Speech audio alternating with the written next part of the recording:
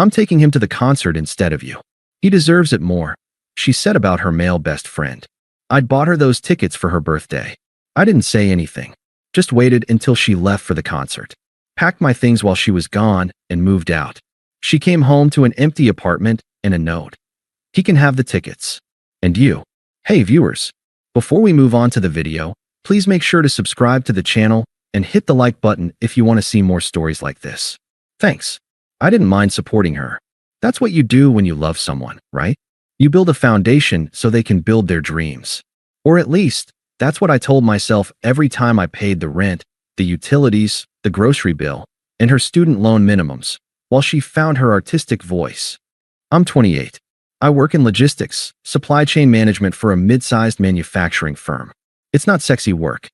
I spend my days staring at spreadsheets, tracking shipping containers, and putting out fires between warehouses in Ohio and distributors in Shenzhen. It's high stress, long hours, and it pays enough that I can afford a nice 2-bedroom apartment in the city and save a decent chunk every month. Elena, 26, worked 15 hours a week at a boutique coffee shop and spent the rest of her time painting. And look, I respected it. I genuinely did. I wanted her to succeed. I thought I was being the supportive partner, the rock she could lean on. But the problem wasn't the money. The problem was Julian. Julian was Elena's best friend from college. He was 27, described himself as a multidisciplinary creative, and as far as I could tell, his primary discipline was sleeping on my couch and eating the food I paid for. The dynamic was always the same. I'd come home around 7 p.m., exhausted, tie loosened, just wanting a quiet hour. And there would be Julian, barefoot, feet up on my coffee table, sketching in a notebook while Elena made dinner with ingredients I'd bought the day before. "Hey, corporate drone returns," Julian would say, grinning like he'd just told the funniest joke in the world. He had that specific kind of arrogance that only comes from never having had to pay a mortgage. "How was the rat race? Did you win?" "Hi, Julian," I'd say, trying to keep the edge out of my voice. I'd kiss Elena, who would usually offer a distracted cheek because she was too busy laughing at something Julian had just said. The incident that really set the tone happened about 2 weeks before her birthday. I had picked up some nice ribeyes on the way home, a splurge, just because I wanted to do something nice on a Tuesday. I cooked them perfectly. Julian, naturally, stayed for dinner. He didn't ask, he just grabbed a plate. As we were eating, Julian started on one of his lectures. "I just don't know how you do it, man," he said, gesturing with a forkful of my steak. "Trading hours of your life for a paycheck. It's so transactional. Like, don't you feel your soul atrophying a little bit every time you clock in?" I cut a piece of meat, keeping my eyes on the plate. "It pays for the apartment you're sitting in, Julian, and the steak you're eating." Elena dropped her fork. The clatter was loud in the sudden silence. "OP, don't be rude," she snapped. I looked up, genuinely baffled. I'm being rude? He just insulted my entire life choices while eating my food. "He's not insulting you," Elena sighed, giving me that look, the one that said I was being difficult and embarrassing. "He's just talking about systems. About society. You take everything so personally. You're always so defensive. It's a philosophical observation, bro," Julian added, leaning back and taking a sip of the wine I'd been saving for a special occasion. "I'm just saying, I prioritize freedom over comfort. I couldn't be caged like that. Right?" I said, putting my fork down. "It's easy to prioritize freedom when someone else is subsidizing your comfort." Elena stood up. "Okay, that's enough. If you're going to be in a bad mood because you had a hard day, just go to the bedroom. Don't take it out on Julian. He's had a really rough week with his gallery submission getting rejected." I looked at her. Really looked at her. She was defending the guy insulting me in my own home. But I was tired. I was so damn tired. I didn't have the energy for a fight that I knew would end with me apologizing for being unsupportive. "Fine," I said. I stood up, left my half-eaten steak, and walked to the bedroom. I could hear them laughing about 10 minutes later. I should have ended it then. I know that now. But I was deep in the sunk cost fallacy. We had been together for 3 years. I loved her. I kept thinking that once she got her break, once she matured a little, she'd see how much I did for us. I thought I just had to wait it out. So, instead of breaking up with her, I decided to go big for her birthday. Elena was obsessed with a band called the Midnight Echo. They were this indie synth pop group that had recently blown up. They were playing one night only in our city at the biggest arena. Tickets were impossible to get. Scalpers were asking for $1,000 a pop. I called in a favor with a vendor at work who had a connection at the arena. I spent a week coordinating it. I dropped $1,200 total for 2 VIP floor seats, front section, early entry, the works. It was an insane amount of money, but I wanted to prove a point. I wanted to show her that I listened, that I cared about the things she loved, even if I was just a corporate drone. I remember the day I got the digital confirmation. I felt a surge of genuine excitement. This was going to be the thing that turned the corner. Just me and her, a night she'd never forget. Julian wouldn't be there. It would be our memory. I printed out a mock ticket, since the real ones were QR codes on my phone, and put it in a card. I waited until 3 days before the concert, 3 days before her birthday, to give it to her. I came home early. Julian wasn't there for once. Elena was painting in the living room. "Hey," I said, sliding the envelope across the coffee table. "Happy early birthday." She opened it. Her eyes went wide. She gasped, covering her mouth with paint-stained hands. "No way," she whispered. "The Echo? 4 seats? Opie, these are sold out everywhere." I pulled some strings, I said, smiling. I felt that warmth in my chest, that validation I had been starving for. "I know how much you love them. I wanted us to have a special night." She jumped up and hugged me. It was the first genuine affection I'd felt in months. "This is amazing. Oh my God, thank you." For about an hour, everything was perfect. She was texting her friends, posting a picture of the mock ticket on Instagram, capturing just the band name, careful not to show the barcode. I made dinner. We ate together. It felt like it used to. Then, around 9 p.m., her phone buzzed. It was a text. She looked at the screen, and her smile faltered. She typed a quick reply, then bit her lip. She looked at me, then back at the phone. "What's up?" I asked, loading the dishwasher. "It's Julian," she said softly. My stomach tightened. "Okay, what does he want?" "He saw my post," she said. She didn't look at me. She was staring at her hands. He's really upset, OP. "Why?" "He loves this band too. You know that. We used to listen to their first EP in his dorm room all the time. It's kind of our thing." I paused, a plate in my hand. "Okay, well, that sucks for him, but I couldn't get 3 tickets. I barely got 2. "I know," she said. She looked up at me, and her eyes were wet. "But he's been in such a dark place since the gallery rejection. He's been talking about, how nothing matters. I'm really worried about him." "Elena," I said, trying to keep my voice even. "I bought these tickets for your birthday. For us." "I know," she repeated. She stood up and walked into the kitchen, leaning against the counter opposite me. She crossed her arms. "But think about it. You like them, but you don't feel the lyrics like we do. You're just going to stand there and nod your head. For Julian, this could be life-saving. Literally." I set the plate down slowly. The air in the kitchen suddenly felt very thin. I knew where this was going, but my brain refused to accept it. It was too absurd, too cruel. "What are you saying, Elena?"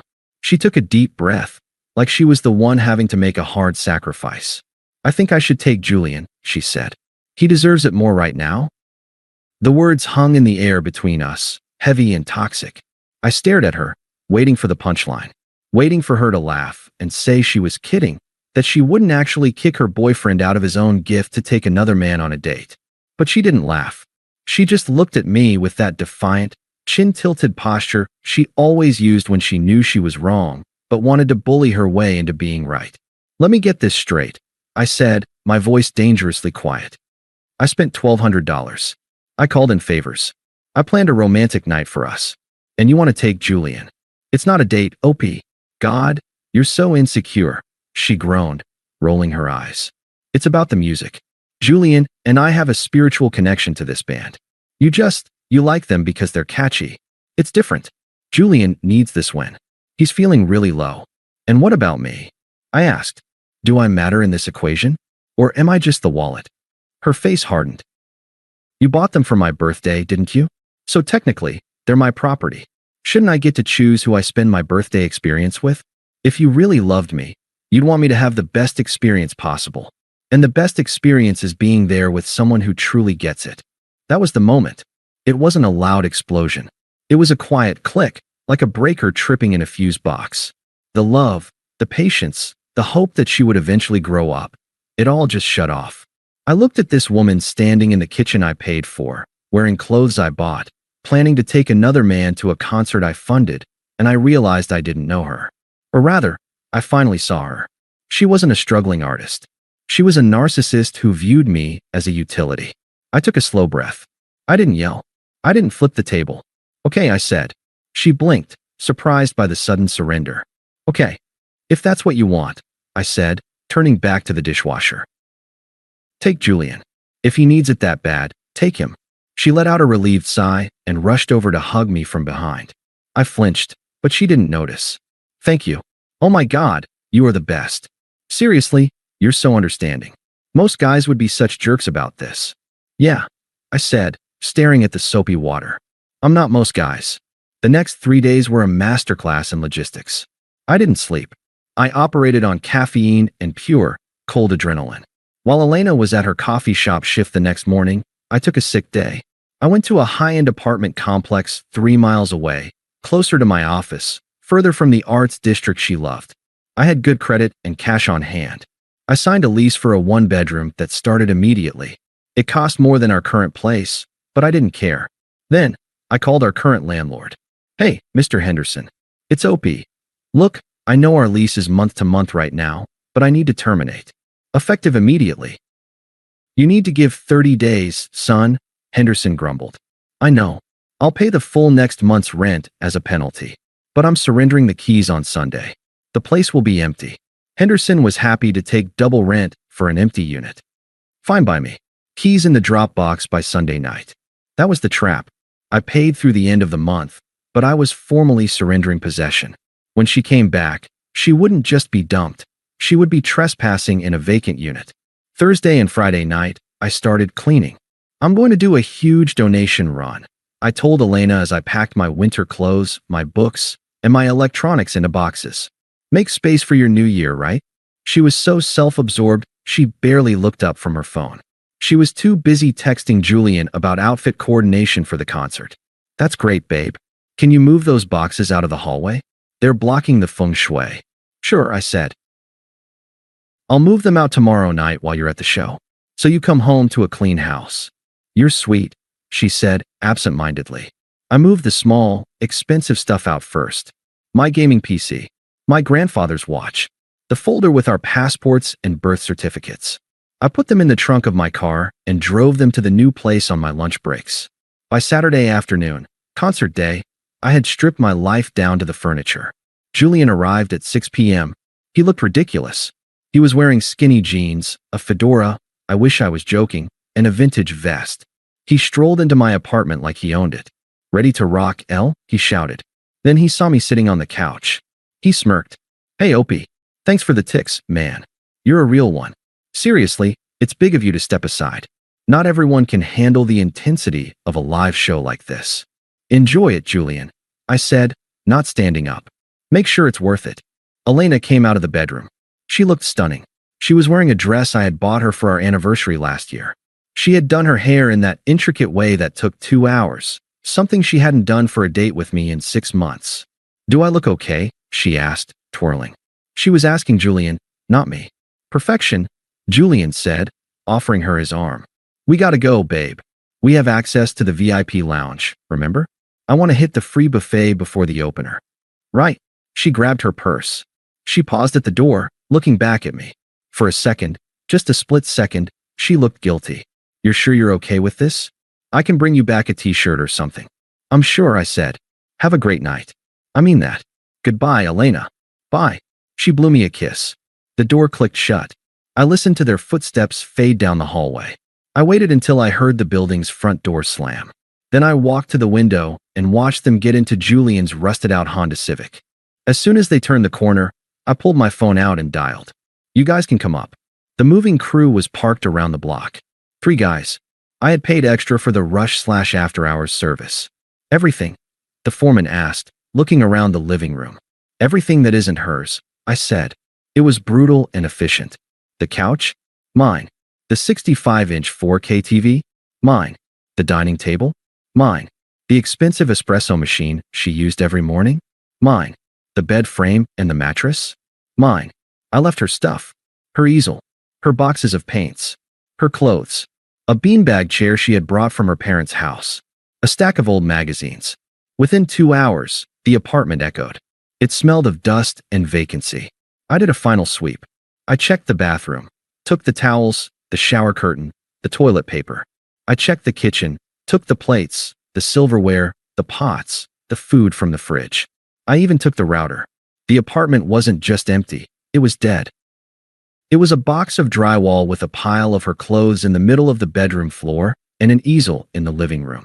I took the house key off my ring. I found a piece of paper, the back of an old utility bill, and wrote the note. I didn't want to write a novel. I didn't want to give her the satisfaction of an explanation. Elena, he can have the tickets. And you. The lease is terminated. The landlord comes Monday morning. You have 24 hours to get your things out. I left the note and the key on the kitchen counter. It was the only surface left in the entire apartment. I walked out, locked the door, and dropped my set of keys in the landlord's drop box downstairs. I got into my car, drove to my new apartment, ordered a pizza, and blocked her number. Then I blocked Julian. Then I blocked her sister. Then I blocked her parents. I sat on my couch in my new, silent living room, ate a slice of pepperoni pizza, and waited for the inevitable explosion. It didn't happen that night. I knew the concert ended at 11 p.m. They would probably go out for drinks after, celebrating their spiritual connection. She wouldn't be home until 1 o'clock or 2 a.m. I slept like a baby. I found out what happened 2 days later from Mike. Mike was a neighbor in our old building, a good guy, a gym buddy. I hadn't told him I was leaving because I didn't want to risk leaks, but I knew he'd be my eyes and ears. We met for coffee near my office. Mike looked traumatized. "Dude," Mike said, leaning over the table. "What the hell happened? I thought you were dead." "I moved," I said, sipping my black coffee. "You didn't just move, man. You vanished. It was like a rapture." Mike shook his head. "So, Saturday night, 2:30 a.m. I'm asleep. Suddenly, I hear screaming. Like, murder-level screaming from your unit." "Elena?" "Yeah." She was banging on the walls. I went out into the hall. She's standing there in this fancy dress, mascara running down her face, holding a piece of paper. The door is wide open. I look inside, and it's empty. Just empty. I nodded. "Go on." She saw me and freaked out. She was screaming that you'd been robbed. She wanted to call the cops. I had to tell her, "Elena, robbers don't take the shower curtain and leave the paint brushes." Then she showed me the note. Mike paused, looking at me with a mix of fear and respect. "That was cold, OP, ice cold." "She gave away my birthday present to her boyfriend," I said. "I just gave her the rest of the package." "Well, it gets worse," Mike said. "Or better, depending on how you look at it. She tried to stay there. But you cut the power, right?" I transferred the service to my new address on Sunday morning. I confirmed. So she's sitting in the dark. Sunday morning, Henderson shows up for the inspection. He goes ballistic, tells her she's trespassing and has to get out immediately or he's calling the sheriff. She's crying, trying to call you, getting the number not in service message. "Where did she go?" I asked. I felt a twinge of guilt, but then I remembered Julian's smirk. "Thanks for the ticks, man." The guilt evaporated. "She called Julian," Mike said. He grinned. I helped her carry her boxes down to his car. "Dude, Julian drives a Civic Coupe. They had to strap the easel to the roof. She was crying the whole time, and Julian, he looked pissed. He kept asking where the TV was." I laughed. It was a dry, short sound. "He wanted the TV? He thought you left the furniture." When he realized he was just getting the girl and her baggage, without the subsidy, he looked like he wanted to drive off and leave her there. "They deserve each other," I said. "Yeah, about that," Mike said, grimacing. "She came by my place yesterday looking for you. She looks rough, OP. She asked if I knew where you went. I said no. But she's not going to stop. She thinks this is just a fight. She doesn't realize it's a permanent eviction. She'll figure it out," I said. But Mike was right. She didn't stop. It took her 3 months to find me. The first thing you notice when you cut off a dead limb is the phantom pain. You reach for it, and it's not there. But after the pain fades, you notice something else, the energy returning to the rest of your body. For the first month, I waited for the sadness to hit. I waited to miss her. I waited to miss the way she smelled, or the way she would curl up next to me on Sunday mornings. But the sadness never came. Instead, the math came. I remember sitting down with my banking app about 4 weeks after the move. I looked at my checking account, and thought there was a glitch. The number was too high. Then I realized I hadn't paid for Elena's groceries, $600 per month. I hadn't paid for her art supplies, $200 per month. I hadn't paid the extra utilities for her long showers. I hadn't paid for the takeout she ordered when she didn't feel like cooking. And I certainly hadn't paid for the craft beer Julian drank by the six-pack. I was saving nearly $2,000 a month just by being single. I used that money. I bought a new wardrobe, clothes that actually fit, not the clearance rack stuff I used to settle for because we were on a budget. I joined a high-end gym, the kind with a sauna and cold plunge. I started staying late at work, not because I had to, but because I didn't dread going home anymore. There was no Julian on my couch. There was no passive-aggressive commentary on my soul-sucking job. My boss noticed. "You seem lighter, OP," she said during a performance review. "More focused." She gave me a 10% raise. Meanwhile, through the grapevine, I heard the opposite was happening to Elena. Sarah, a mutual friend who had initially called me an asshole for abandoning Elena, reached out about 6 weeks in. She asked to meet for drinks. I almost said no, but curiosity is a hell of a drug. Sarah looked tired. She ordered a double vodka tonic. "You were right," she said, not making eye contact. "About what?" "Julian. The whole situation." Sarah sighed. "It's a disaster over there, OP. You have to know, she's miserable." I took a sip of my beer. She got what she wanted. She's with the guy who understands her soul. She's with a guy who doesn't have a job, Sarah corrected. Julian lives in a warehouse loft with 3 other guys. It's got no AC and 1 bathroom. Elena moved in there because she couldn't qualify for an apartment on her coffee shop wages. She's sleeping on a mattress on the floor. "That sounds very bohemian," I said dryly. "It sounds like hell," Sarah said. "Julian won't get a job. He says his creative process is too fragile right now. So Elena is picking up double shifts to feed him. She's exhausted. She looks 10 years older. Why doesn't she leave?" "She's too proud," Sarah said. "And she's ashamed. She told me the other day that Julian borrowed her credit card to buy vintage vinyl records while she was at work. He maxed it out. She cried for hours." Sarah looked at me, her eyes pleading. "She misses you, OP. She talks about you all the time. She knows she messed up. If you just unblocked her." "Sarah," I cut her off. "If you're here to broker a peace treaty, I'm leaving. I'm just saying she's suffering. She chose him," I said, putting cash on the table for my drink. "She told me he deserved the tickets more. She told me he deserved the joy. Well, now he has it. And she has him. That's not my problem anymore." I walked out. I didn't feel vindicated. I just felt relieved. It was confirmation that I hadn't lost a partner. I had escaped a parasite. She ambushed me 3 months to the day after the concert. I worked in a glass-walled building downtown. There was a coffee cart in the lobby where I usually grabbed a mid-morning espresso. I was standing there, checking emails on my phone, wearing a new charcoal suit that I'd had tailored. I felt good. Strong. Up. The voice was familiar, but thin. Shaky. I turned around. It took me a second to process the image. Elena was standing there, but she looked like a faded photocopy of the girl I used to know. Her hair, usually vibrant, was pulled back in a messy, frizzy bun. She was wearing old jeans and a sweater I recognized, one that had seen better days. She looked tired, bone-deep tired. She was holding a cardboard cup of coffee, her hands trembling slightly. "Elena," I said.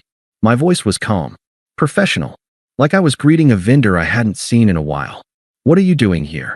"I needed to see you," she said. Her eyes scanned me, taking in the suit, the watch, the general air of health. I saw a flicker of pain cross her face. "You look really good." "I am good," I said. "I'm busy, though. I have a meeting in 10 minutes. Just 5 minutes. Please." She took a step closer. "I know I'm blocked. I know you're mad. But we can't end 3 years like this. Without even a conversation."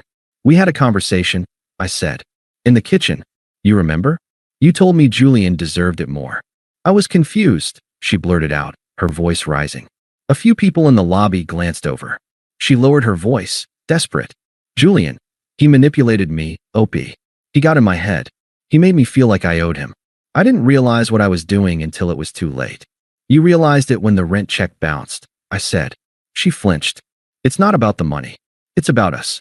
Julian he's a monster. He cheated on me, OP, with some 19-year-old barista. He told me I was bringing down his vibe because I was asking him to help with bills. He kicked me out. I'm staying on Sarah's couch. She looked at me with tears welling up in her eyes. The same big, wet eyes that used to make me fold, make me apologize, make me open my wallet. I'm sorry, she whispered. I made a mistake. A huge mistake. But I love you. I've always loved you. Julian was just a fantasy. You're real. Can we get coffee? Can we start over? I looked at her. I really looked at her. I thought about the night I bought the tickets. I thought about the 3 years of carrying her. I thought about the disrespect. No, I said. The word hung there, simple and absolute. No, she choked out. Just like that? You're going to throw away 3 years because of one mistake. It wasn't a mistake, Elena. It was a choice, I said. I stepped closer, not to intimidate her, but so I didn't have to shout. You didn't choose Julian because you were confused. You chose him because you didn't respect me. You thought I would always be there. You thought I was a safe backup plan that you could put on a shelf while you went out and played with the fun guy. That's not true. It is true. You told me I didn't get the music. You told me he deserved it more. I checked my watch. Well, you were right about one thing. He did deserve you.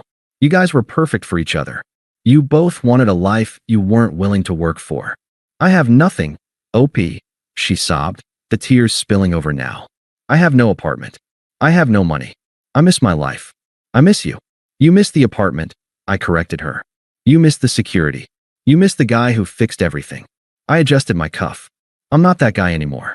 That guy died the moment you walked out that door with him. OP, please. She reached for my arm. I stepped back, out of her reach. I have to go to work, I said. Good luck, Elena. I hope you find what you're looking for. But it's not me. I turned around and walked toward the elevators. OP, she called out, her voice cracking. He left me. He left me for nothing. I didn't stop. I didn't look back. I swiped my badge at the turnstile, the little beep sounding like a victory bell. I stepped into the elevator and pressed the button for the 30th floor. As the door slid shut, I caught one last glimpse of her standing in the lobby, small and defeated, realizing that the ATM was closed, the safety net was gone, and the boring corporate drone had just ascended out of her reach forever. I went back to my desk, sat down, and opened my spreadsheet. The numbers looked perfect. I didn't think I'd be writing an update to this, but something happened last week that felt like the final period at the end of a long sentence. Life has been quiet. Good quiet. I was promoted to senior logistics manager, which came with a corner office and a travel budget. I've been to Tokyo and Berlin in the last 4 months. I'm dating casually, but taking it slow. I learned my lesson about ignoring red flags. I hadn't heard a whisper about Elena or Julian since the lobby incident. I assumed they had faded into the background noise of the city. Then, I got a LinkedIn notification. Elena, last name, has viewed your profile. Curiosity got the better of me. I clicked on her profile. It was bleak. She had listed herself as open to work. Her job history showed she had left the boutique coffee shop 3 months ago. Under current position, it just said freelance artist. But the real kicker came from Mike, my old neighbor/spy. I ran into Mike at the grocery store on Sunday. He looked excited to see me. Dude, he said, practically vibrating. You will never guess who got arrested. Julian. I guessed. Julian, Mike confirmed. It was all over the neighborhood Facebook group. Apparently, after he kicked Elena out, he moved in another girl. Same pattern. He was borrowing money, using her car. Well, this girl has a brother who is a cop. Mike laughed. Julian tried to steal her laptop to pawn it for studio time. The brother caught him. He's looking at theft charges and possession. But here is the best part. Elena was called as a witness. Why? Because he still had some of her stuff he refused to give back. The easel. The paints. The cops raided his loft and found a stash of stolen goods. Elena had to go down to the precinct to identify her old canvases.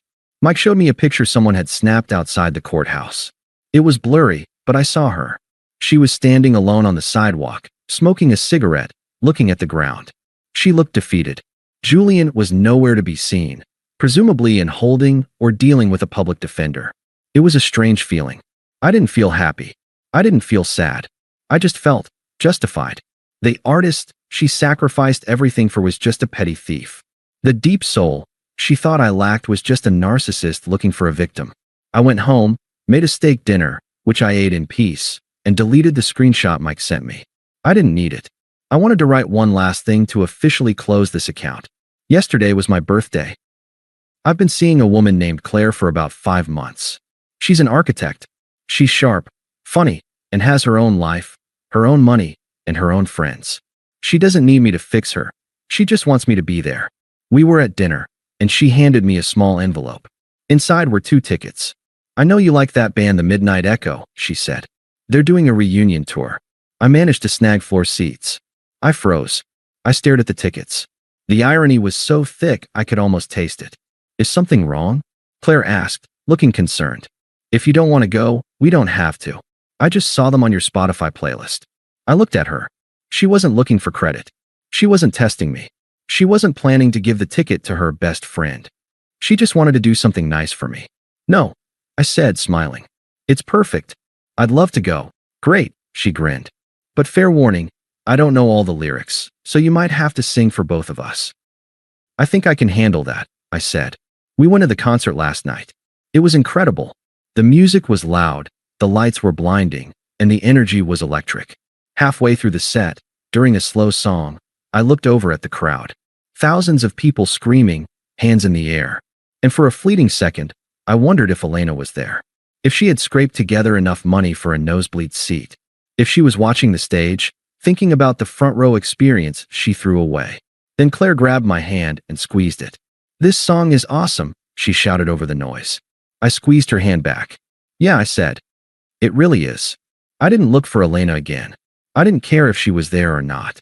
I realized that the karma wasn't that she ended up with a thief, or that she was broke, or that she was miserable. The real karma was that I was happy. Truly, peacefully, sustainably happy.